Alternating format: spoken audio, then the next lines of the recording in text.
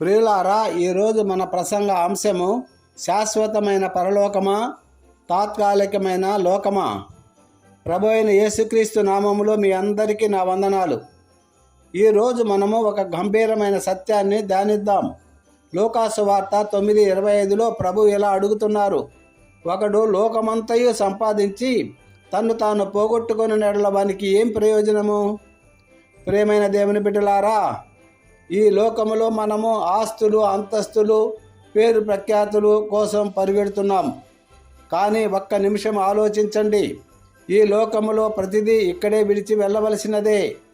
నీ ఆత్మను నీవు నష్టపరుచుకుంటే నీవు సంపాదించిన కోట్లు నిన్ను రక్షించగలవా? నీవు కట్టుకున్న భవనాలు నీకు పరలోకంలో చోటు ఇవ్వగలవా? ఆలోచించండి. యేసు ప్రభు మాటలు ఎంత సూటిగా ఉన్నాయో చూడండి. మనము దేనిని విలువైనదిగా ఎంచుతున్నాం? లోకమునా, లోకరక్షకుడినా? 26వ వచనములో ఆయన హెచ్చరిస్తున్నారు, నన్ను గూర్చియు నా మాటలను గూర్చి సిగ్గుపడువాడు ఎవడో వానిని గూర్చి మనుష్య కుమారుడు తన మహిమతో వచ్చినప్పుడు సిగ్గుపడును. అవును, ఈ రోజున చాలామంది బహిరంగంగా నేను క్రైస్తవుడిని అని చెప్పడానికి, బైబిల్ పట్టుకోవడానికి, ప్రార్థన చేయడానికి కూడా సిగ్గుపడుతున్నారు. ఎంత దౌర్భాగ్యం! లోకం ఏమనుకుంటుందో అని భయపడుతున్నారు. కానీ గుర్తించుకోండి, నీవు లోకానికి భయపడి ప్రభువును కాదంటే రేపు ఆ మహిమగల సింహాసనం ముందు నిలబడినప్పుడు ఆయన నిన్ను నా బిడ్డవు అని పిలవడానికి కూడా సిగ్గుపడతారు. అది ఎంతటి భయంకరమైన స్థితి! యేసు ప్రభువు కేవలము హెచ్చరికలు మాత్రమే కాదు, నిరీక్షణను కూడా ఇచ్చారు. 27వ వచనములో ఆయన అంటారు, దేవుని రాజ్యమును చూచు వరకు మరణము రుచి చూడని వారు ఇక్కడ ఉన్నారు.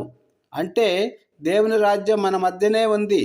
అది నీ హృదయంలో ప్రారంభము కావాలి, లోకాన్ని సంపాదించడం కాదు. దేవుని రాజ్యాన్ని వెతకడం మన మొదటి ప్రాధాన్యత కావాలి. మిత్రమా, నీవు సంపాదించే ధనం నీ చేతి నుండి జారిపోవచ్చు, కానీ నీవు సంపాదించుకునే దేవుని కృప నిరంతరము నీతో ఉంటుంది.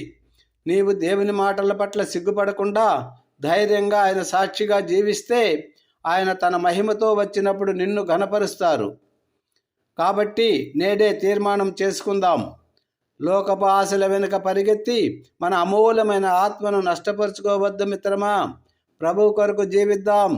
తలలు వంచండి, ప్రార్థన చేసుకుందాం. పరిశుద్ధుడైన తండ్రి, ఈ మాటలు వింటున్న నీ బిడ్డలను ఆశీర్వదించండి. లోకపు మాయలో పడే ఆత్మను నష్టపోకుండా నీ రాజ్యము కొరకు సిద్ధపడే హృదయాన్ని దయచేయండి ప్రభువా. నీవు మహిమతో వచ్చినప్పుడు మేము నీతో కూడా ఉండే భాగ్యాన్ని ప్రసాదించండి.